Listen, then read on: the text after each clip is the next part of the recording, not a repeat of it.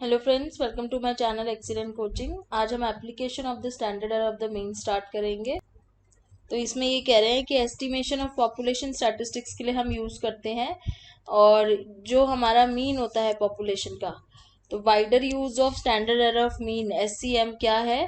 To estimate the population statistical measurements, population की statistical measurements का estimate करने के लिए, जिसको हम MPOP भी बोल सकते हैं। Here we are concern only with the mean, but यहाँ पे ये सारी मेजरमेंट्स को लेके बात नहीं करेंगे, ये सिर्फ मीन के बारे में यहाँ पे बात करेंगे कि जब हमें एक स्टैटिस्टिकल मेजरमेंट एस्टिमेट करनी होती है पॉपुलेशन की, उस टाइम पे हमें standard error of the mean चाहिए होती है। It is also important to note that estimation is always in range. जब भी हम एस्टिमेट करते हैं, एक रेंज होती है। जैसे अगर कोई बच्चा को एग्जाम दे के आता है, उसे पूछे कितने मार्क्स आ जाएंगे, तो वो इस तरीके से बात करता है कि 85 to 95 के बीच में आ जाएंगे। वो एग्जैक्ट नहीं बता पाता है कि मेरे 90 या 91 आएंगे। तो उसी तरीके से जब हम एस्टिमेट लगाते हैं तो हम रेंज की बात करते हैं। तो इसीलिए ये बोल रहे हैं कि the estimation of population is always in range rather than to the point. Thus, the limits obtained of measurement of population, the lower and upper limits are also known as fiduciary limits. तो ये जो range हम देते हैं, जिसको हम अपर और lower limit बोलते हैं, इनको fiduciary limits भी बोल सकते हैं। The term fiduciary limits was used by R.A. Fisher for the confidence interval of parameter and the confidence placed in the interval. तो जो लिमिट्स हम यूज करते हैं, जैसे हमने ये देखा है कि हम ये लिमिट प्लस माइनस 2.58 लेते हैं जब हमें 99% कॉन्फिडेंस होता है, और 1.96 की लिमिट लेते हैं जब हमें 5% कॉन्फिडेंस होता है। इसको फिड्यूशियरी लिमिट बोलते हैं, जो पहली बारी रोनाल्ड फिशर ने यूज किया था। अब एक एग्जाम्पल यहाँ पे ये बता रहे हैं इसके लेके। One language test was given to 400 boys of class 8. The mean of their performance is 56. तो हमारा n क्या है? 400 है, मीन 56 है, स्टैंडर्ड डेविएशन जो है वो है 14. So what will be the mean of 99% level of confidence? तो अब हमें एस्टिमेशन निकालनी है पॉपुलेशन की 99% लेवल ऑफ कॉन्फिडेंस पे।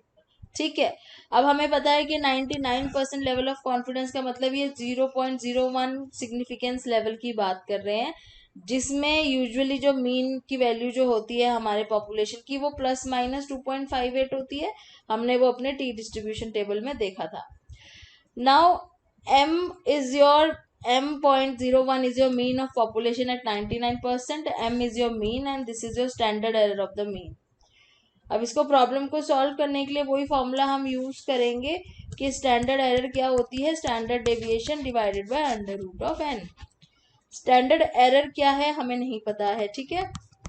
हम इसमें ऊपर स्टैंडर्ड डेविएशन लिखेंगे विच इज आर 14, और नीचे अंडर रूट ऑफ n जो हमारा 400 है।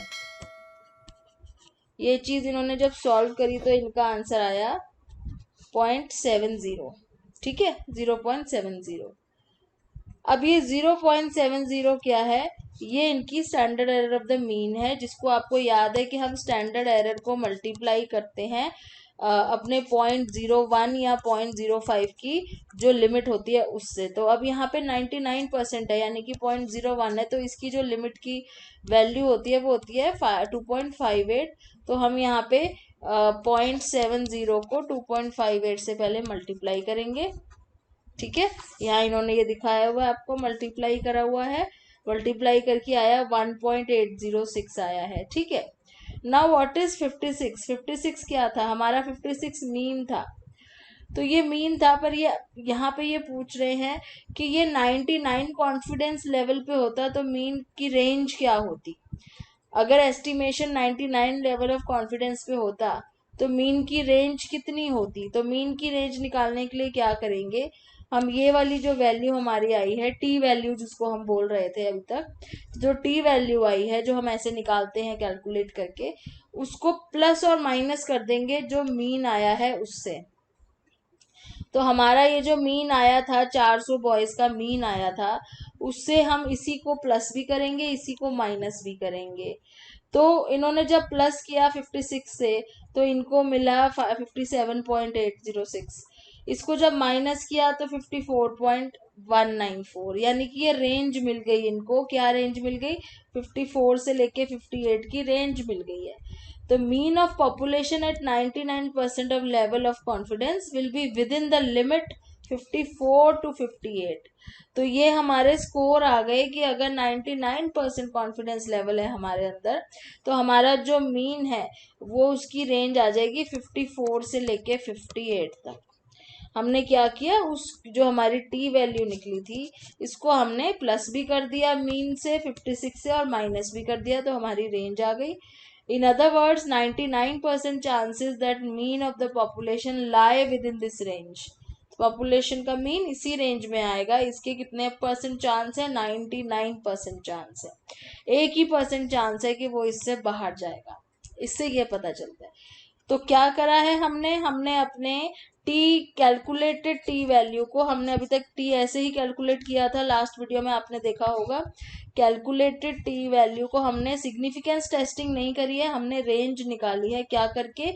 मीन के साथ प्लस और माइनस करके, जो मीन सैंपल का आया था। आगे चलते हैं एग्जाम्पल नंबर 5 में।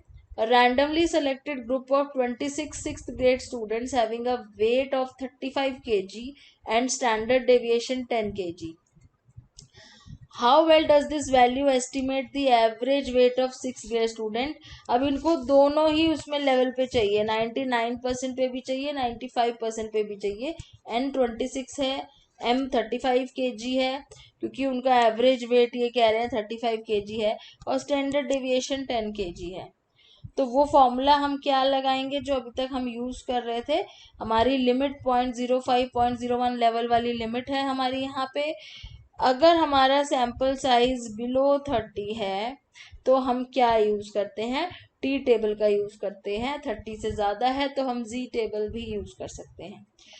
In the problem given sample size is below 30, therefore we have the standard error of sample mean। अब यहाँ एक चीज बहुत इम्पोर्टेंट है, अगर हम हमारा सैंपल साइज जो है वो छोटा है 30 से, तो हमारा जो फॉर्मूला हो जाएगा ये हो जाएगा standard deviation divided bye n-1। ये हो जाएगा अगर 30 से सैंपल साइज छोटा है। तो हमारा स्टैंडर्ड डेविएशन के नीचे n-1 कर दिया, तो वो आ रहा है 26 - 1 यानी कि 25। अब इन्होंने आपको सीधा standard error of the mean 2 निकाली है। ये कैसे निकाली है? हम फॉर्मूला लगा के निकाल लेते हैं। स्टैंडर्ड एरर निकालने के लिए हम क्या करते हैं, ऊपर लिखते हैं स्टैंडर्ड डेविएशन जो कि 10 है, और नीचे हम लिखते हैं √n, यानी कि अब हम लिखेंगे n-1 क्योंकि सैंपल साइज 30 से छोटा है, तो हम यहाँ पे लिखेंगे 25। अगर हम इसको सॉल्व करते हैं तो ये आ जाता है 10/5, और इसका आंसर आ जाता है 2। तो ये 2 इन्होंने यहाँ पहले से निकाल दिया है आपके लिए। अब इसकी फिड्यूशियरी लिमिट 0.01 अगर होती, दोनों हमें देखनी है ना, 0.01 भी और 0.5 वाली भी।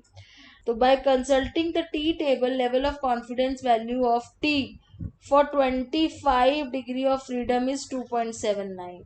अब इन्होंने टी टेबल देखा और उसमें देखा डिग्री ऑफ फ्रीडम अगर 25 है, डिग्री ऑफ फ्रीडम का फॉर्मूला भी यही होता है ना, n-1 यही वाला। तो डिग्री ऑफ फ्रीडम भी आपकी यही है जिससे नीचे हमने डिवाइड किया है n-1। उसमें जब इन्होंने टी टेबल में देखा तो जो कॉन्फिडेंस लेवल है 0.01 का, उसमें जो टी वैल्यू आ रही है वो 2.79 आ रही है। अब लेकिन हमें यहाँ पे ये वैल्यूज यूज नहीं करनी है। क्यों नहीं करनी है? क्योंकि हमें डिग्री ऑफ फ्रीडम दिया हुआ है, n-1 हमने निकाला है ना। अब n-1 निकाला है यानी कि डिग्री ऑफ फ्रीडम है हमारे पास, जो कि फॉर्मूला होता है डिग्री ऑफ फ्रीडम का 25। तो हम टेबल में जाएंगे और डिग्री ऑफ फ्रीडम में देखेंगे कि ये 0.01 की वैल्यू कितनी होती है। तो इनके अकॉर्डिंग अगर हम 25 डिग्री ऑफ फ्रीडम में देखते हैं तो वैल्यू आती है 2.79। तो हमने क्या करना है, वैल्यू लेनी है 2.79 और उससे हमने 2 को मल्टीप्लाई कर देना है स्टैंडर्ड एरर को, जो हम हमेशा करते आ रहे हैं। और उसके बाद ये जब मल्टीप्लाई किया तो आया 5.50, जिसको मीन से आपने प्लस और माइनस कर देना है। मीन यानी कि 35, दिस इज नॉट 3.5, 35, तो ये प्लस माइनस 35 हो जाएगा। तो प्लस माइनस 35 करेंगे तो रेंज आएगी 29.42 से लेके 38.58। अगर राउंड ऑफ करके लिखना चाहते हैं तो ये आपकी 29 से लेके 37 या 39 आप कह लो, क्योंकि ये 0.5 है। 29 से 39, या अगर एग्जैक्ट लिखेंगे तो 29.42 से लेके 38.58 रेंज आई है। कितने सिग्निफिकेंस लेवल पे? 0.01। अब ऐसे ही दूसरा जो सिग्निफिकेंस लेवल है 0.05। अब हम टेबल में जाएंगे, हमारा डिग्री ऑफ फ्रीडम क्या है? 25 है। 25 डिग्री ऑफ फ्रीडम में हम देखेंगे कि 0.05 लेवल पे कितनी वैल्यू है। तो वहां पे ये कह रहे हैं वैल्यू आ रही है 2.06। मैं आपको एक बार दिखा देती हूँ। तो ये हमारा टी टेबल है। अब यहाँ पे अगर हम 25 में आगे जाते हैं और 0.05 में देखते हैं तो 2.06 आता है। तो 2.06 हमने लिया यहाँ से, और इसको 2.06 को हमने 2 से मल्टीप्लाई किया, क्योंकि हम स्टैंडर्ड एरर को हमेशा उस वैल्यू से मल्टीप्लाई करते हैं जो हमारी जो लिमिट होती है। उसके बाद मल्टीप्लाई किया तो 4.12 आया। अब इसी को हम मीन से प्लस माइनस करेंगे अगेन, क्योंकि हमें रेंज चाहिए। तो माइनस किया तो 30.88, प्लस किया तो 39.12। तो हमारी जो फिड्यूशियरी लिमिट्स हैं 0.1 लेवल पे, 0.01 लेवल पे ये आई थी, और 0.05 लेवल पे ये आई है। तो इस तरीके से आप रेंज निकाल सकते हो। दूसरी चीज है determine the size of the sample. हम इसको स्टैंडर्ड एरर को सैंपल साइज निकालने के लिए भी यूज कर सकते हैं। अभी तक हमने ये देखा था कि रेंज कैसे निकालते हैं, अब हम देखेंगे सैंपल साइज कैसे निकालते हैं इससे। तो एक एग्जांपल है, standard deviation of a certain population is 20। किसी की स्टैंडर्ड डेविएशन 20 है। How many cases would require in a sample in order that standard error of the mean should not miss by 2। तो कह रहे हैं कि स्टैंडर्ड एरर ऑलरेडी पता है हमें कि इसमें 20 है। This is again a misprint, 20 नहीं 2 है, यहाँ पे 2 लिखा हुआ है। तो हमें पहले से पता है कि स्टैंडर्ड एरर 2 है और हमारी स्टैंडर्ड डेविएशन 20 है। तो फॉर्मूला है हमारा जो हमें पता है ये वाला, हम इसी में ये सारी चीजें पुट कर देते हैं, क्योंकि एन तो हमें निकालना है। तो स्टैंडर्ड डेविएशन 20, स्टैंडर्ड एरर 2 यहाँ पुट किया तो ये क्या हो जाएगा? एन इधर आ जाएगा, 2 इधर चला जाएगा, तो यहाँ पे n under root n is equal to 20/2 हो जाएगा। ठीक है, ये एन इधर चला जाएगा, 2 नीचे आ जाएगा इधर। तो अंडर रूट एन आपका कितना आ रहा है? 10 आ रहा है। अंडर रूट एन आपका आ रहा है 10। तो अंडर रूट हटाने के लिए क्या किया? इसको स्क्वायर कर दिया दोनों साइड, तो ये एन हो गया और ये हो गया 100। तो हमारा एन निकल के आ गया है। तो ऐसे हमने स्टैंडर्ड एरर से अपना सैंपल साइज निकाल लिया। एक एग्जांपल और है, standard deviation of this intelligence score of an adolescent population is 16। Standard deviation 16 है, and acceptable standard error of the mean of sample should not miss by, standard error है 1.90। what would be the best sample size at 99% confidence? अब इसको बोल रहे हैं कि 99% पे निकालो कि कितना सैंपल होना चाहिए। अब यहाँ पे इन्होंने कितना सैंपल साइज निकालना है हमने, sample size which represents its parent population. So we know that z value of 99% cases, जो हमारी जो वैल्यू होती है टेबल में वो 2.58 होती है। ठीक है, it means due to chance factor the sample mean would deviate from population by 2.58. Further, in keeping the view of the measurement and other control factors, the measured error in the sample mean is 1.90। अब फॉर्मूले में put किया standard error हमारी, और यहाँ पे इन्होंने जो फॉर्मूला लिखा है वो ये है, स्टैंडर्ड डेविएशन इनटू ऊपर क्या आ गया है आपका, ऊपर आपकी जी वैल्यू या जो आपकी टेबल वैल्यू होती है स्टैंडर्ड उसकी डेविएशन की, जो हम जी वैल्यू निकालते हैं या टेबल से जो हम देखते हैं वैल्यू, वो वाली वैल्यू है, और नीचे इन्होंने डिवाइड कर दिया है इसको एन से। यहाँ फॉर्मूला चेंज क्यों हो गया है? क्योंकि हमें ये जी वैल्यू को भी यूज करना है। इन्होंने बोला 99% पे निकालना है, तो वो 99% पे निकालने के लिए हम सिर्फ इतना करेंगे तो वो नहीं करेक्ट आएगा, इसलिए हमें फॉर्मूला चेंज करना पड़ा और हमारा जो फॉर्मूला हो गया अब standard deviation into z value divided by √n।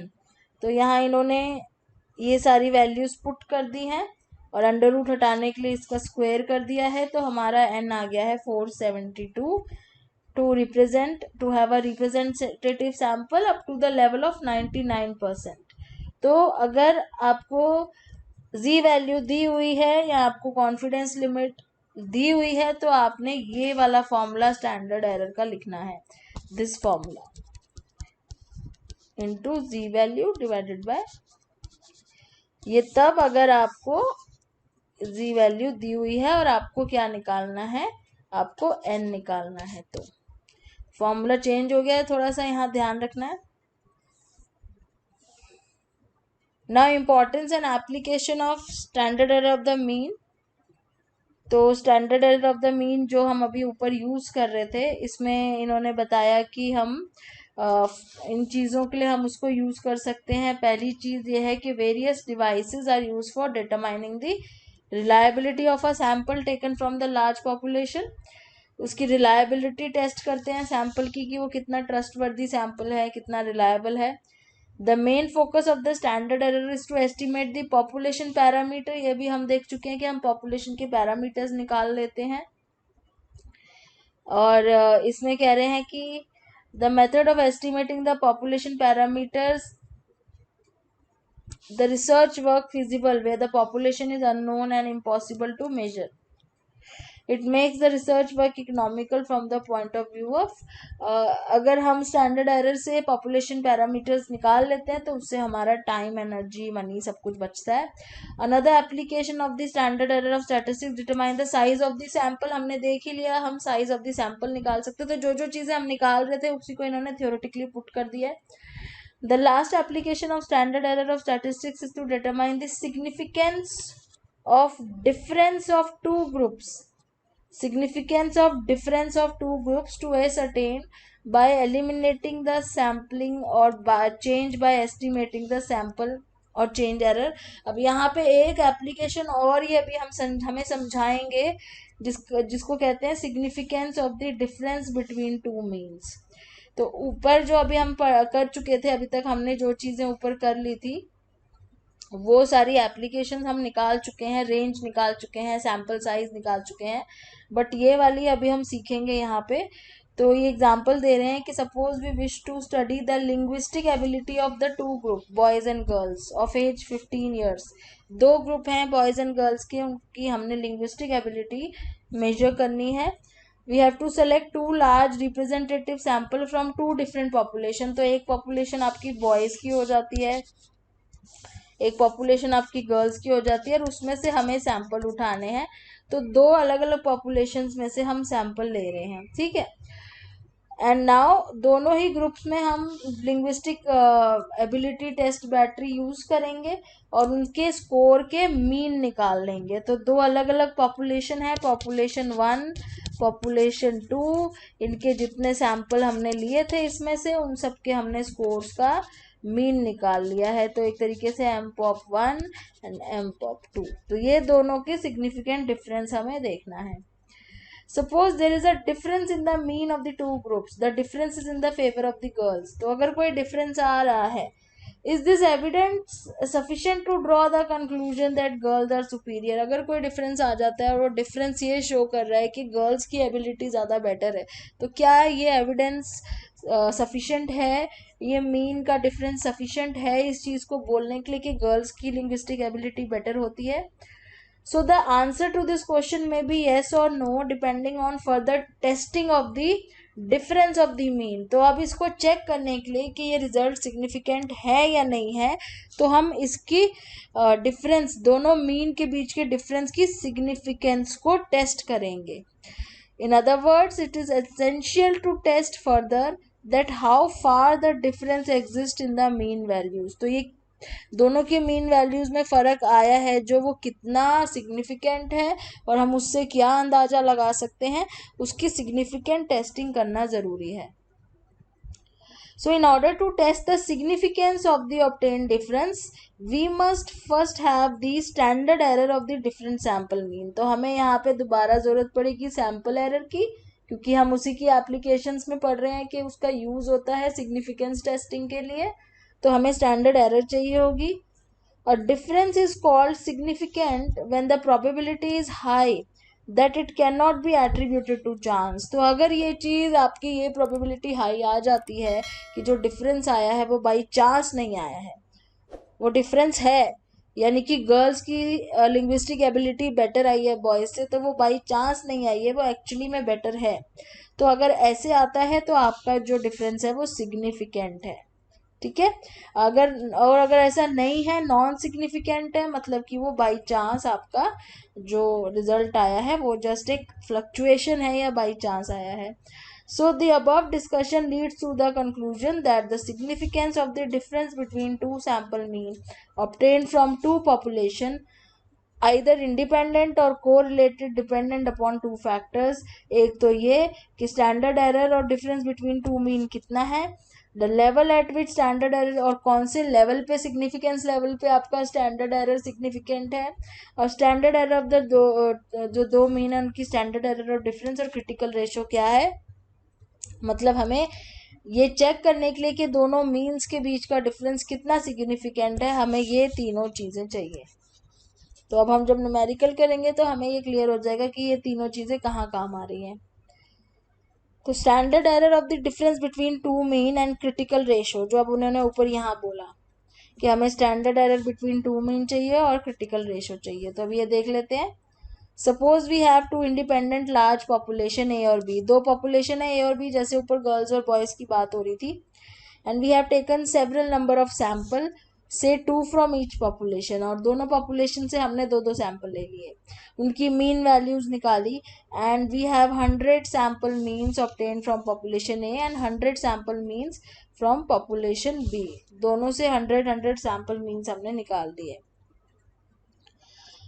So let us say we find there is a difference between two sample means. अब ये पता चला हमें कि सैम्पल मीन उसकी जो स्कोर है, उनकी जो एवरेज आ रही है, जो मीन निकल के आ रहा है दोनों ही सैम्पल का, उनमें फ़र्क है, उनमें फ़र्क आ रहा है. ए पॉपुलेशन के सैम्पल के मीन में की वैल्यू अलग है, बी पॉपुलेशन के मीन की वैल्यू अलग है. This way we have 100 differences of sample mean. अब 100 सैंपल थे, सैंपल 1, सैंपल 2, सैंपल 3, ऐसे करते करते 100 सैंपल थे पॉपुलेशन ए में से जो हमने लिए थे. बी में से भी 100 सैंपल लिए थे, सैंपल 1, सैंपल 2, सैंपल 3. तो अगर हम सबका डिफरेंस देख रहे हैं सारे मीन्स का, इनका मीन, इनका, इसके स्कोर का मीन, इसके स्कोर का मीन, मीन मीन, तो हमारे पास कितने मीन डिफरेंसेस आ गए? 100 मीन डिफरेंसेस आ गए. ठीक है. Now if we plot the frequency polygon of these 100 sample, we will have a normal curve. ये डिस्ट्रीब्यूशन जब हम प्लॉट करेंगे तो वो एक नॉर्मल कर्व बन के आएगा. And this differences is also known as distribution of mean differences. ये हमने पहले भी पढ़ा है कि इस डिस्ट्रीब्यूशन को हम बोलेंगे डिस्ट्रीब्यूशन ऑफ मीन डिफरेंसेस. अब इसकी स्टैंडर्ड एरर कैसे निकलेगी? यहाँ पे standard error of the mean differences can be obtained by computing standard deviation of the sampling distribution of mean differences. तो कैसे होगा ये फॉर्मूला? आपका ये स्टैंडर्ड एरर दिया हुआ है जिसको सिग्मा DM भी लिख सकते हैं, और उसके बाद ऊपर इन्होंने टोटलिंग करी हुई है दोनों सैंपल के. सिग्मा 1 क्या है? Standard deviation of the score of trait of sample 1, जो आपके सैंपल 1 की स्टैंडर्ड डेविएशन के स्कोर हैं उसका टोटल है सिग्मा 1. और समेशन 2 क्या है? दूसरे सैंपल की स्टैंडर्ड डेविएशन का टोटल है, और नीचे दोनों सैंपल्स के नंबर ऑफ पीपल का टोटल है. मतलब जो फॉर्मूला हम पहले सिंगल हैंडेडली लिख रहे थे, जिसको हम पहले सिर्फ ऐसे लिख रहे थे, अब यहाँ पे क्योंकि दो सैंपल हैं तो हमें दो स्टैंडर्ड डेविएशन चाहिए. तो वो दोनों स्टैंडर्ड डेविएशन ये है दोनों सैंपल की, 1 और 2, और दो सैंपल में दो अलग अलग लोग हैं तो इन्होंने N1 + N2 कर दिया है. तो इस तरीके से ये फॉर्मूला डबल हो गया है. After having the standard error of the sample mean differences, the next step is to decide how far a particular sample is deviating. तो पहले हम ये निकालेंगे, ये फॉर्मूले से स्टैंडर्ड एरर निकालेंगे, ठीक है, and then we will find out कि कितना डिफरेंस आ रहा है दोनों में। तो ये मेन डिफरेंसेस का मतलब m1 minus m2, this is m1 minus m2। इसको हम कैसे करेंगे आपको समझ में आएगा जब हम एक्चुअली में न्यूमेरिकल करेंगे। तो यहाँ पे इस तरीके से ये फॉर्मूला यूज होगा। अब यहाँ पे to distinguish the z score of the two differences of two sample means the symbol CR is use, critical ratio, जिसका फॉर्मूला ये है। तो इसको यूज कैसे करना है इसको मैं नेक्स्ट वीडियो में आपको बताती हूँ, क्योंकि इसमें थोड़ा टाइम लगेगा और वीडियो बहुत लंबी हो जाएगी। तो इसको हम नेक्स्ट वीडियो में लेके चलते हैं। Thanks for watching.